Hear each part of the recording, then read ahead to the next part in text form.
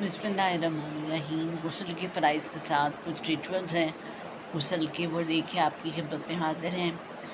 غسل میں ہم ڈسکس کریں گے مینلی عورت کا غسل، کہ عورت اگر جنابت میں ہو، حیض ہو یا نفاس ہو، جو 40 ڈیز ہیں چھلے کے، اس کے بعد کیسے پاک ہونا ہے۔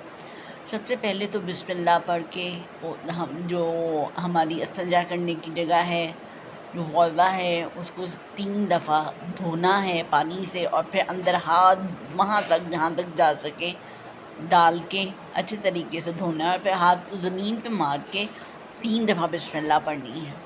اس کے بعد وضو کرنا ہے بیٹھ کے، جیسے میں نے آپ کو بتایا تھا۔ ہاں، کل کی لیسن میں سب سے امپورٹنٹ چیز کلی اور ناک کا وضو 3 دفعہ پانی منہ میں جو ہے وہ انگلی کے ساتھ، دائیں ہاتھ کی انگلی کے ساتھ، اور ناک میں دائیں ہاتھ سے، اور پھر الٹے جو ہاتھ کی چھوٹی انگلی ہے، چھانگلیا ہے، اس سے آپ نے ناک کا جو ہے وہ حلال کرنا ہے۔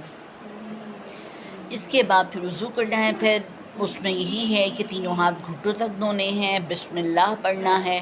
اس کے بعد پھر 3 دفعہ منہ تھوڑی تک دھونا ہے۔ اس کے بعد پھر گردن کا 1 دفعہ مسح، 1 دفعہ کانوں کا مسح، 1 دفعہ چوتھائی سر کا مسح، اور اس کے بعد پھر منہ میں پانی 3 دفعہ بسم اللہ پڑھ کے، پھر ناک میں 3 دفعہ پانی، اور چھانگلی جو الٹے ہاتھ کی انگلی ہے اس سے بسم اللہ پڑھنا ہے۔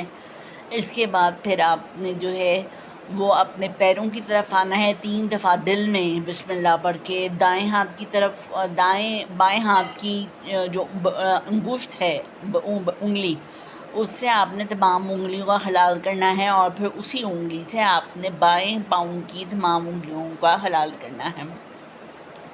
اس کے بعد جسم پہ 1 دفعہ پانی بہانا ہے، پھر اپنے جو ہے پیٹ تک جسم کو ملنا ہے آگے سے، اور پھر بسم اللہ پڑھنا ہے۔ پھر 3 دفعہ دائیں سے بائیں پانی آپ نے بہانا ہے۔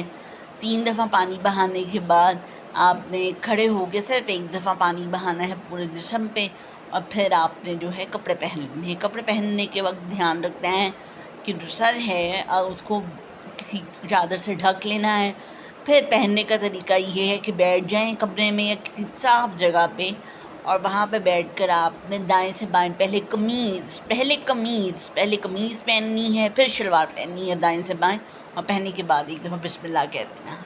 یہ تھے وضو کے وہ فرائض جن کو ہم اکثر نگلیکٹ کر دیتے ہیں۔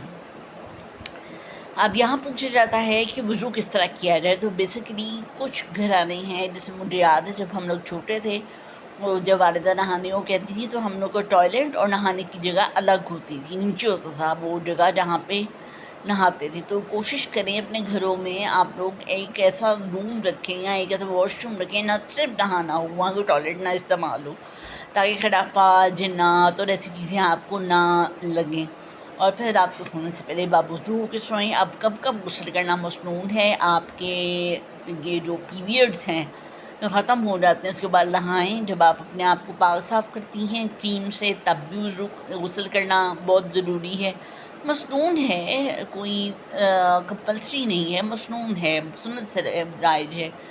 اس کے بعد آپ جو کرتی ہیں اپنا نفاس کے 40 دن ہیں، اس کے بعد جب آپ ہم بستری کرتی ہیں اس وقت، یا پھر ویٹ ڈریمز ہو جائیں، اس کے بعد اگر آپ کو غسل کرنا ہو تو آپ غسل ضرور کریں۔